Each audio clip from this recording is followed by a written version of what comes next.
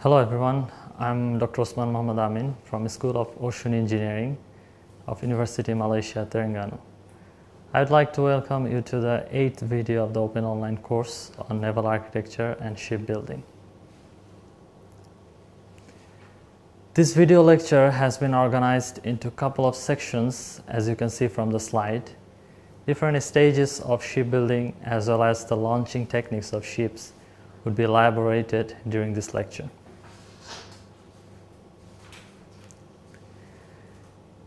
In this video, we'll learn about the steps followed by the shipyards to design and construct the ship.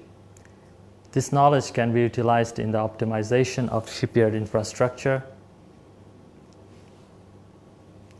This slide contains the flow diagram of the shipbuilding process, which are usually being followed by the shipyards.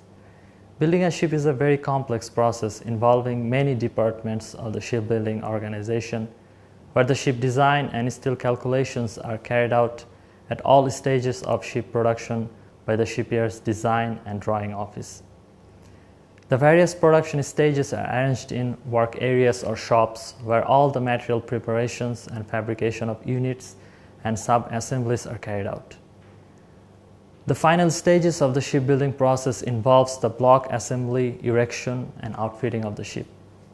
Each of the events in the flow diagram will be discussed in detail in next slides. At this point, we would go through each of the stages of the shipbuilding process in detail. First of all, the ship design process. Different stages of ship design is controlled and monitored by various sections of a shipyard's design and drawing office. The main function of the design office is to produce the working drawings to satisfy the owner's requirements, the rules of the classification societies, and the shipyard's usual building practices. The design of a ship structure is generally carried out in 3 stages, which are basic design, detailed design, and production design. At the basic design stage, the preliminary GA plan, lines plan, and shell expansion drawings are generated following the rules-based scantling calculations, strength calculations, and hull steel weight estimation. Following that, the detailed design is prepared in great detail for midship section, bow stern, engine room, and superstructure. To the detailed design, further information for structure manufacturing is added in production design. Rightmost figure illustrates the different stages of the design of a floor plate, where in production design, a great deal of information is provided for manufacturing the part very precisely.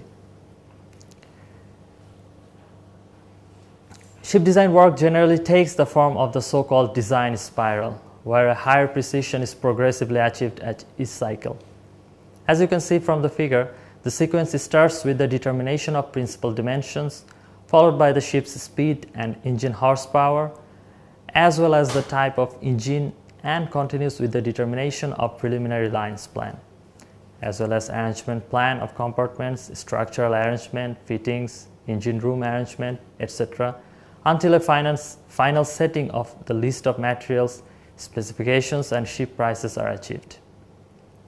Thus, starting from a blank sheet, basic ship design consists of making a series of decisions on alternative choices to obtain the outline of a ship possessing the required characteristics and performance in shortest possible time. At the end of the design process, approval drawings are prepared to get approval from the ship owner and classification society, which are called the key plan. The structural strength of each member and the ship as a whole, including vibration, should be included in the drawings. With plan approval, the ordering of equipment such as machinery, steel section, plate, etc. will begin, and the plans will be issued to the various production departments in the shipyard. This plan is also known as detailed drawings or yard plan. A system of plan recall, replacement, and modification in the production department is always included to take corrective actions if faults in the design are discovered. Just before the plan approval, the ordering of steel is made to ensure availability in line with program requirements in the shipyard. This steel ordering is a key function in the production process, requiring involvement with the drawing office, planning departments, production departments, and the steel supplier. The monitoring and control of stocks is also important. As a rule, the stockyard should have sufficient area to provide storage of enough plates and sections to cope up with a couple of months of workload. From steel mills, the plates and sections are fabricated with identification code marks for the convenience of storage of items in their respective workstations, as can be seen from the bottom figure. Material preparation comprises a substantial portion of workload in the shipbuilding process. In this slide, we would go through the steps required to prepare the material for further fabrication. At first, the plates are run through a mangling machine for straightening any minor distortions. Then they are subjected to shot blasting using metal abrasive,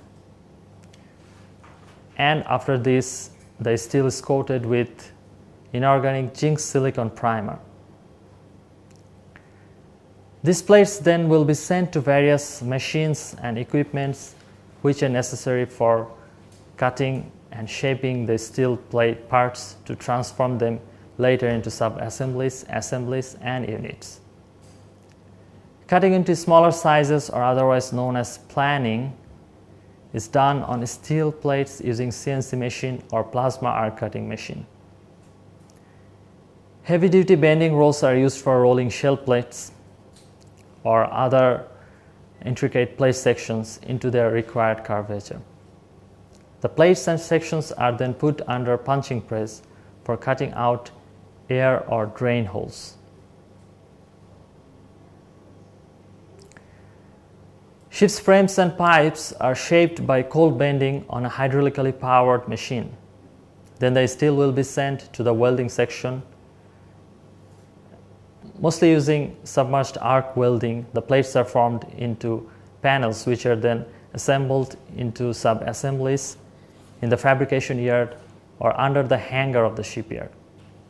Mass production techniques in shipbuilding renders prefabrication of ship units, that is the construction of individual sections of the ship's structure prior to erection. The prefabrication stage starts with the fabrication of sub-assemblies, which are the two-dimensional ship units like flat plate panels, carved shell units, matrix structures, and some minor sub-assemblies. These are subsequently being built into larger three-dimensional units prior erection. Size of the unit assemblies are restricted by the plate length that can be handled at the machining stage. Units should be designed to have provision for maximum downhand welding, which is required to install the outfit modules like pipes, machinery, etc. Units which are already outfitted with pipework are assembled into a larger block and additional outfitting is installed.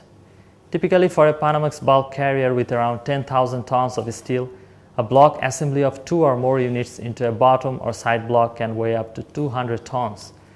Finally, the CG of the blocks are calculated and lifting lugs are provided to carry out the erection operation of the building blocks into the places in the correct plane. During block fabrication, units of machinery, pipework, and other outfit systems required for a specific zone can be planned, built up into modules, and installed. Subcontractors are encouraged by the shipyards to supply their outfitting equipment in module form. Modules can range from a small pipe bank supported by light framing of pipe hangers or a complex auxiliary machinery unit on its seating. The top figure shows a piping outfit module. Not all outfits can be incorporated into modules, and a large number of piece parts have to be fitted in a given zone even after the assembly of blocks, as can be seen from the bottom picture at right. Blocks are stowed adjacent to their berth or dock or building hall in order to cut the berth time to a minimum. The blocks are then erected on the slipway or dry dock on the basis of a sequence taking into the consideration of the structural design of the ship, which varies from shipyard to shipyard. Correct welding sequence is required to avoid excessive locked-in stresses and overlapping frames. The bottom left figure shows the sequence of erection of blocks for the midship section of an oil tanker. And through this erection of blocks and machinery, the whole structure starts to form into a ship. Then after the construction, either on the slipway or in the dry dock, launching is the operation carried out to inspect the ship afloat. There are several ways of doing launching of ships, as can be seen in the list. Historically, end launches are the mostly practiced launching techniques that is used in the shipyards. In a well-ordered stern-first launch, sliding ways are built around the ship, and shortly before the launch, the gap separating them from the fixed ground ways is filled by a layer of grease to which the weight of the ship is transferred from the building blocks.